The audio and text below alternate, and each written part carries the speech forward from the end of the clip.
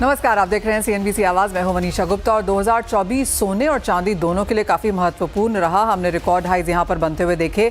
और जहां तक सोने की बात है, यहां पे तो इंपोर्ट्स में भी ऑल टाइम हाइज नवंबर के महीने में हैं। और जिस तरह से मिनिस्ट्री ऑफ कॉमर्स का डेटा आया है, अब तक इस फाइनेंशियल ईयर में हमने 49% का गेन देखा है इंपोर्ट में पिछले साल के कंपैरिजन में। तो क्लियरली काफ़ी इंटरेस्टिंग ये साल रहा।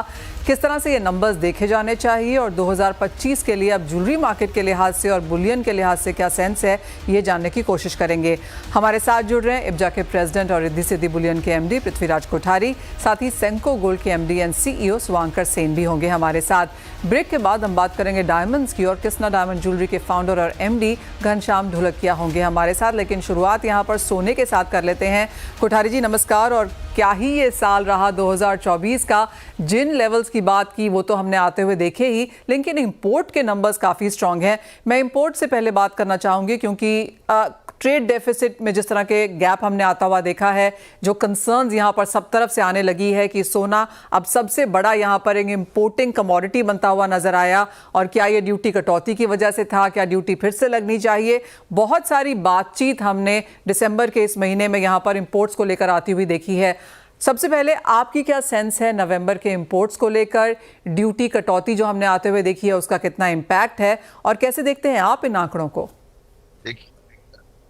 Thank you Manisha ji. सबसे पहले तो देखिए, जो फिगर आया है, जो आपने देखा कि 2000 after the cut off custom duty के बाद में जो सडनली हाइक हुआ है इम्पोर्ट, नो डाउट है कि एक तो कस्टम ड्यूटी उसमें कम हो गई है। और पहले अगर आपने देखा हो तो काफी मार्केट में द 18% डिफरेंस होने की वजह से मार्केट के अंदर काफी डिस्पैरिटी थी compare to international price with the domestic price. तो यहाँ पे पूरी इंडस्ट्री एक बहुत बुरी दौर से गुजर रही थी। बैंक कॉस्टिंग अलग चल रही थी, मार्केट अलग चल रहा था, हर स्टेट के अलग अलग प्राइस चल रहे थे, ताकि इंडस्ट्री को बहुत सरवाइव करना पड़ रहा था। और खास करके ज्वेलर्स जो है उनको बहुत दिक्कत होती थी कि हर स्टेट के अलग प्राइस चलते थे। After the cut off custom duty पूरा का पूरा सिस्टम में आ गया है, इंपोर्ट सिस्टम में हो गया है, सेल सिस्टम में हो गया। आपने देखा होगा कि इंपोर्ट बढ़ने के साथ साथ में सेल बढ़ गया है। आपने अगर हॉल मार्किंग एचओआईडी के जो फिगर देखे होंगे नंबर ऑफ पीसेस के, वो रिकॉर्ड हाई है। तो इस तरह से नो डाउट है इंपोर्ट बढ़ना है। सबसे बेस्ट पार्ट है कि इस साल में सबसे ज्यादा नवंबर दिसंबर में शादियां बहुत सबसे ज्यादा थी, उसकी खरीदी थी। फिर equity market, real estate market सब ऑल टाइम हाई। मार्केट में लिक्विडिटी काफी फ्री है। एसआईपी में काफी पैसे आ रहे हैं, ऑलमोस्ट 23,000 करोड़ रुपीज आ रहे हैं। तो इस तरह का, और एसआईपी में आने के बाद में नो डाउट है पोर्टफोलियो के अंदर लोग अब धीरे धीरे गोल्ड को बढ़ा रहे हैं। तो अब 150 करोड़ की आबादी के अंदर गोल्ड, अगर आप पर हेड कंजम्पशन देखोगे तो लेस देन 1 ग्राम और लेस देन 2 ग्राम आ रहा है। तो मुझे अभी भी लग रहा है कि ये फिगर जो हुआ है, नो डाउट है कि गोल्ड जो सडनली हुआ है वो, अगर आपने देखा होगा लास्ट ईयर एवरेज प्राइस $2,000 के नीचे था, प्राइस $2,700 के, 2,600-2,700 के आसपास में। तो 20-25% तो वो बढ़ोतरी प्राइस के अंदर हो गई। तो इतना डॉलर अपना ज्यादा ज्यादा जा रहा है। तो उस हिसाब से भी आपको फिगर जो डेफिसिट जो $70 बिलियन आ रहा है, वो इस हिसाब से आ रहा है कि प्राइस ही 25 से 30% प्राइस बढ़ गई है। अगर उस प्राइस को आप कट कर दोगे तो वही फिगर आ जाएगा।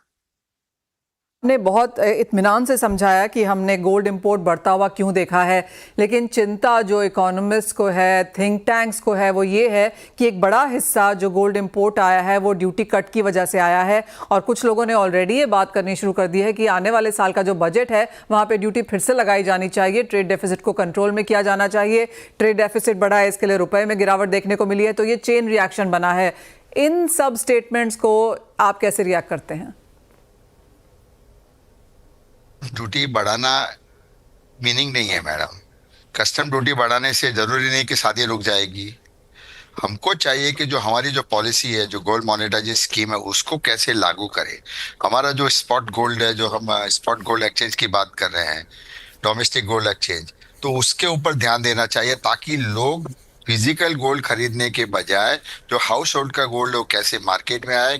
बैंक के थ्रू, और कैसा वो वापस ज्वेलर्स के थ्रू वापस उसको ज्वेलरी के अंदर हो जाए। तो इस तरह की पूरी एक साइकिल होती है। We have sitting with the huge inventory. आज हमारे पास ऑलमोस्ट, अगर आरबीआई डेटा 97 से अगर आप देखोगे तो अबाउट 20,000 टन होता है जो हमने इंपोर्ट किया हुआ है। और अगर ऑल ओवरऑल देखेंगे तो 35 to 40,000 टन भी है। अब हमको चाहिए कि हाउस होल्ड के पास से कैसे सोना सिस्टम में लाया जाए, जो अनस्क्रैप है, जो अनयूज्ड है, जो लॉकरों में पड़ा है, या जो पहनते नहीं है, जो पहनने के काम में नहीं आता है, जो अपने पूर्वजों के टाइम से पड़े हुए हैं, दादा दादी के उस टाइम से, परदादा का, तो वो सिस्टम में कोठारी जी, कैसा है। आप ये कह रहे हैं कि ड्यूटी नहीं बढ़ाई जानी चाहिए, क्योंकि जो लोग सिर्फ फिस्कल डेफिसिट देख रहे हैं, जो लोग सिर्फ यहाँ पर ट्रेड डेफिसिट देख रहे हैं, वो एज सच गोल्ड इंडस्ट्री नहीं देख रहे हैं, वो ओवरऑल फिगर्स यहाँ पे देख रहे हैं। तो आप ये कह रहे हैं कि ड्यूटी बढ़ाने से यहाँ पर जो अनऑफिशियल चैनल है वो सब यहाँ पर वापस लौटता हुआ नजर आएगा। आप उनसे क्या कहेंगे? देखिए, ड्यूटी बढ़, मैं अभी भी आपको कहता हूं, अगर ड्यूटी बढ़ते तो नहीं, ड्यूटी कम होनी चाहिए। 0% कस्टम्स ड्यूटी होनी चाहिए ताकि हम लोग टू वे ट्रेड कर सके। आप रिस्ट्रिक्ट कर रहे हो कोई चीज को। ड्यूटी बढ़ाने से क्या होगा? 3% गोल्ड, अगर आप एज्यूम करोगे 5% की, आज 8% कस्टम ड्यूटी की, 10% की, अगर इंटरनेशनल प्राइस 5% गिर गया तो आप क्या करोगे? प्राइस तो वही रहेगा। यहाँ सप्लाई डिमांड के ऊपर मैडम रहता है। सेंट्रल गवर्नमेंट बाइंग करती है तो पब्लिक भी बाय करती है, क्योंकि सेंटीमेंट के ऊपर चलता है। गोल्ड प्राइस के ऊपर यहाँ पे कोई प्राइस से कोई लेना देना नहीं है, ना कस्टम से लेना देना है। यहाँ पे लोगों का माइंड सेट है कि जो भी सेविंग्स होती है उसमें मुझे गोल्ड खरीदना है। वो आप प्रिसेप्शन को चेंज नहीं कर सकते। उसके लिए आपको हटके सोचना पड़ेगा कि कैसे लोगों को पेपर गोल्ड के ऊपर लाया जाए। अब आपने देखा सॉवरेन गोल्ड बॉन्ड में क्या हुआ, अल्टीमेटली गवर्नमेंट को बंद करना पड़ा। उससे भी तो, उस टाइम पे भी तो 18% ड्यूटी थी, उससे कोई फर्क नहीं पड़ता। द लिक्विडिटी इन मार्केट में उसको कैसे चेंज, परसेप्शन चेंज करना पड़े। आज लोगों को सोने के प्रति इतना झुकाव हो गया है कि जो भी सेविंग्स होती है, आपने देखा होगा कि सेविंग्स होती है तो उसके गोल्ड खरीद लेते हैं या इक्विटी में करते हैं। अब बैंक रेट से ज्यादा रिटर्न गोल्ड दे रहा है, बैंक रेट से ज्यादा इक्विटी दे रही है, तो लोग ऑलमोस्टली इसकी तरफ झुकाव रहेंगे। अगर ये नेगेटिव अगर रिटर्न होता तो उतना इंपोर्ट नहीं पड़ता था। Well absolutely. शुभंकर हमारे साथ जुड़ चुके हैं। शुभंकर, आपका भी एक सेंस लेना चाहेंगे, जिस तरह से गोल्ड के प्रति यहाँ पर रश हमने आता हुआ देखा है, स्पेशली इस क्वार्टर में, आपकी क्या सेंस है? आप इसे कैसे रिएक्ट करेंगे? क्या लगता है कि ये ट्रेंड अब जारी रहेगा आगे जाकर, जिस तरह से एक पोर्टफोलियो डाइवर्सिफिकेशन, एक इन्वेस्टमेंट इंटरेस्ट हमने सोने में आता हुआ देखा है? एक्सपोर्ट का फिगर्स तो अच्छा हुआ है। हम लोग तो बार बार बोलते जाते हैं कि gold is a great investment, लोगों को इन्वेस्ट करना चाहिए। रिटेल फ्रंट में हम लोग जो देखे कि इस बार डायमंड के सेल जितना ना बढ़ा, उस हिसाब से गोल्ड का सेल वैल्यू टर्म्स में तो बढ़ा ही है, वॉल्यूम टर्म्स में उतना नहीं बढ़ा जितना आप यहाँ पे इंपोर्ट फिगर्स में जो ग्रोथ दिख रहे हो। ऐसा नहीं कि रिटेल एंड में उस हिसाब से वॉल्यूम ग्रोथ बढ़ा है। सो इसका मतलब क्या हुआ कि it is not only the jewellery retail sales that is getting impacted. ये जो इन्वेस्टर माइंडसेट है, बहुत सारे इन्वेस्टर कम्युनिटी वो गोल्ड के ऊपर उनका पोर्टफोलियो डाइवर्सिफिकेशन के लिए गोल्ड खरीद रहे हैं। म्यूचुअल फंड्स हो सकता है, ईटीएफ्स हो सकते हैं। तो ये एक November is just like a, I would say, blip in the whole system, क्योंकि लास्ट ईयर धनतेरस था नवंबर में, तो लोगों का अक्टूबर तक जितना इंपोर्ट करना था कर लिया था, नवंबर में सेल में फोकस था। इस बार हो गया क्या कि अक्टूबर में धनतेरस खत्म हो गया, तो लोगों को फिर उसके बाद, धनतेरस के बाद गोल्ड का प्राइस फॉल हो गया, तो वेडिंग सीजन चालू था, लोग नवंबर में इंपोर्ट कर लिया। तो it is all about price, it is all about price की अभी प्राइस अक्टूबर ऑल टाइम हाई से जब नीचे नवंबर में आ गया, तो लोग ज्यादा सोच लिए कि चलो इट्स अ ग्रेट अपॉर्चुनिटी, इसको खरीद लेते हैं। और हम लोग जो देखे कि जुलाई में जब ड्यूटी कट हुआ, अगस्त में अच्छा सेल हुआ था, बट इसका मतलब ये नहीं कि सितंबर में भी उसी हिसाब से वॉल्यूम का डिमांड था, या अक्टूबर में भी धनतेरस में 1,000 करोड़ वैल्यू में हम लोग सेल कर दिए। बट ऐसा नहीं कि वॉल्यूम में हम लोग अक्टूबर टू अक्टूबर उतना ही जंप ले पाए, वैल्यू में तो प्राइस ही 25-30% बढ़ गया।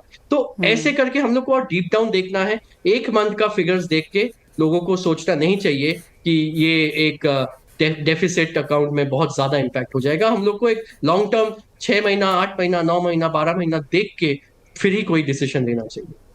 वेल आपकी बात एकदम सही है, लेकिन रिएक्शन इस वजह से है क्योंकि ना सिर्फ इंडियन थिंक टैंक्स और एकेडमिशियंस ने इसके बारे में बात की है, लेकिन इंटरनेशनल प्रेस ने भी काफ़ी स्ट्रांगली इसके बारे में बात की है कि ड्यूटी कम होने के बाद इंडिया में जिस तरह का बड़ा इंपोर्ट ड्यूटी, यहाँ पर इंपोर्ट्स नंबर्स हमने आते हुए देखे हैं, क्या उसके ऊपर सरकार आगे जाके नजर रखेगी? क्या हमें दिसंबर अभी वॉच करना चाहिए? वो ऑफ कोर्स एक और महीना है, इस महीने के एंड तक देखेंगे किस तरह के नंबर्स आते हैं और फिर से क्या रिएक्शंस निकल के आते हैं। लेकिन ये तो बात हुई 2024 की, 2025 की अब आपके दोनों से बात करना चाहेंगे। शुभंकर, क्या लगता है जिस तरह से आईपीओज, ट्रांसपेरेंसी और जैसे कोठारी जी भी कह रहे थे हॉलमार्किंग आ गया, ज्यादा नए आईपीओज आ रहे हैं, आपको लगता है 2025 2024 के ऊपर बिल्डअप करेगा? 2025 में अगर देखा जाए एज एन इंडस्ट्री, हम लोग का तो यही सोच रहेगा कि ग्रोथ आए, वो 15% ग्रोथ आए, 10%, 12%, डिपेंडिंग ऑन कौन सा सेक्टर में आप हो। So as an organize sector हम लोग का सोच यही रहेगा कि हम लोग 18-20% ग्रोथ आए। तो हम लोग जो ग्रोथ का बात करते हैं, इसमें बहुत प्रैक्टिकली हम लोग को देखना पड़ेगा कि वैल्यू में ग्रोथ हो रहा है कि वॉल्यूम में, राइट? क्योंकि कस्टमर का बजट जिस हिसाब से वैल्यू बढ़ जाता है, वॉल्यूम वाइज उतना बजट नहीं बढ़ रहा है। तो इसीलिए एक या तो 8-10% वॉल्यूम ग्रोथ आए, 8-10% वैल्यू ग्रोथ आए, which is a very sustainable growth level. तो अभी क्यों प्राइस बढ़ेगा या क्यों एक गोल्ड एक अच्छा इन्वेस्टमेंट रहेगा, ये हम लोग को अगर सोचे तो 2025 में हम लोग का यूएस प्रेसिडेंट नया आने वाले हैं, उनका सोच क्या रहेगा, उनका टैरिफ वॉर्स, उनका नया पॉलिसी, वो चाइना के साथ क्या थॉट्स लेंगे, वो इंडिया के साथ क्या थॉट्स लेंगे, तो ये सारा चीज मिलके एक अनसर्टनिटी रहेगा। ये जो वॉर है, Israel war, Russia war, we are all hopeful that वो वॉर खत्म हो जाए। तो खत्म हो गया तो गोल्ड का प्राइस नीचे आने का चांस है, मगर टैरिफ वॉर चालू हो गया तो गोल्ड का प्राइस फिर बढ़ जाने का चांस है। ऐसे करके वेरी एक्सपेक्टेड अगर 2025 का आप देखें तो आई थिंक ऊपर के तरफ 10-15% और नीचे की तरफ 10-15%, ये 20-25% का वॉलेटिलिटी रहेगा। ये मेरे हिसाब से ये सोच है। अभी कोठारी जी का क्या सोच है, वो कोठारी जी। कोठारी जी, किस तरह के टारगेट्स, क्या रेंज है 2025 के हिसाब से आपके लिए? जब नो डाउट है, आपने देखा होगा कि इस हिसाब से क्रिप्टो बढ़ रहा है, यील्ड बढ़ रहा है, तो नो डाउट है it's negative on both side and commodity and equities. और उसके सामने आपने देखा होगा कि क्रिप्टो है, दूसरी एसेट क्लास है, टेस्ला है, उस S&P है, मतलब उनकी इक्विटी ऑल टाइम हाई के ऊपर रन कर रही है। तो मुझे लगता है कि थोड़ा इनिशियली थोड़ा प्रेशर रहेगा गोल्ड प्राइस के ऊपर। मुझे लगता है कहीं ना कहीं 5 से 10% प्राइस मैं नीचे की तरफ देख सकता हूँ, कि नो डाउट टैरिफ भी लाएंगे, अदर रिस्ट्रिक्शन भी लाएंगे, बट साइमल्टेनियसली जो ब्रिक्स का इश्यू चल रहा है उसके ऊपर भी उनका बहुत नेगेटिव थॉट था कि हम उनको सब डिपार्ट कर लेंगे।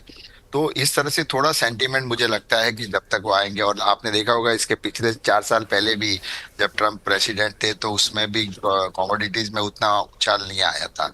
एक 3 साल तक तो एकदम स्टेबल प्राइस थी जो नेगेटिव रिटर्न दिया था, और 4th ईयर जब खत्म होने में आया तो उसमें पॉजिटिव रिटर्न दिया था। तो मुझे लगता है कि थोड़ा प्रेशर रहेगा कमोडिटी साइड में और इक्विटी साइड में। और यील्ड बढ़ रहा है, वो सबसे खतरनाक है कि यील्ड बढ़ रहा है। इट मीन कि डॉलर कट होने का जो बात बता रहे थे कि जो 2025 के अंदर हम लोग डॉलर कट का भी जो है उसको भी कंटिन्यू रखेंगे, वो मुझे लगता है आप कहीं हद तक उसको स्टॉप कर देंगे। तो उससे थोड़ा सा इफेक्ट कमोडिटीज में आएगा, बट जियोपॉलिटिकल टेंशन उसके साथ में है, फिर उसके बाद में नेशनल डेट है, पॉलिसी चेंजेज है, ये सब इफेक्ट गोल्ड प्राइस पे करेंगे। तो इनिशियली थोड़ा डाउन रहेगा, उसके बाद में गोल्ड के अंदर मुझे लगता है फिर से वो उछाल आ जाएगा। ऑलराइट, तो इनिशियल तेज़ी यहाँ पर अनसर्टन है। ट्रंप आकर यहाँ पर किस तरह के चेंजेस करते हैं वो काफ़ी मार्केट्स को वॉलेटाइल रखेगा, लेकिन सेकंड हाफ में यहाँ पर कुछ बढ़त की उम्मीद सोने में की जा सकती है। एक 10% का डाउन साइड हमारे दोनों ही एक्सपर्ट्स बता रहे हैं सोने के लिहाज से। बहुत शुक्रिया कोठारी जी, शुभंकर आपका भी साथ जुड़ने के लिए और सोने के ऊपर बात करने के लिए, प्राइसेस, टैक्सेस और जिस तरह का ट्रेड डेफिसिट में हल्ला मचाया है उस पर भी अपना रिएक्शन देने के लिए। well, इसी के साथ एक ब्रेक के लिए रुकेंगे। ये तो बात हुई सोने की, लेकिन जब लौटेंगे तो बात करेंगे यहाँ पर डायमंड्स की।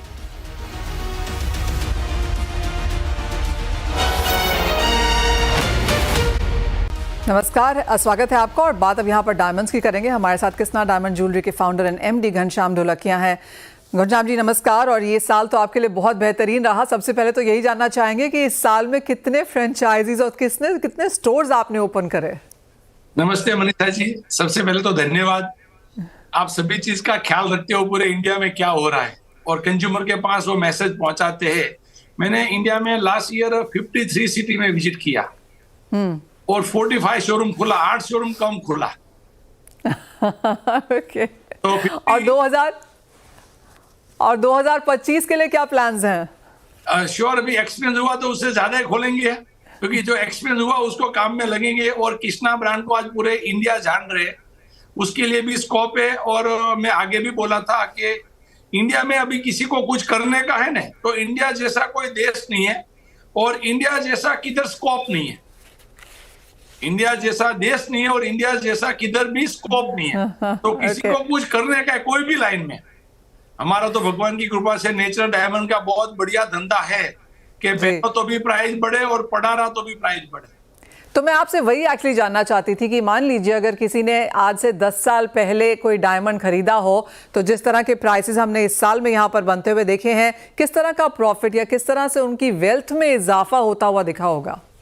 मैं एक एग्जांपल बताऊं ना, हमारा कृष्णा का एग्जांपल बताओ। 10 साल पहले किसी ने समझो डायमंड ज्वेलरी खरीदा है 44,000 में, और आज की तारीख में वापस देने के लिए जाए तो कृष्णा की पॉलिसी है 10% बायबैक। तो आज उसको वही प्रोडक्ट का 57,000 आ रहा है।